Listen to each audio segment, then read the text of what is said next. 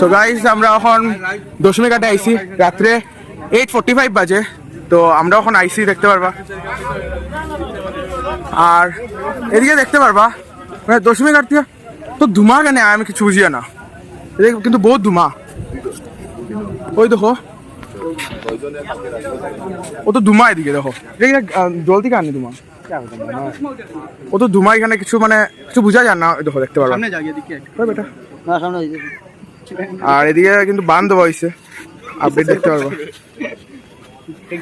ওই দেখো গাইস তোমার ধুমা দেখো এখানে, কুয়াশা কিন্তু বোঝা যায় না, কিন্তু দেখতে পারবা লাইট উঠ মানে লাইটে উঠে দেখো ধুমা দেখো। ওই দেখো গাইস ধুমা মানে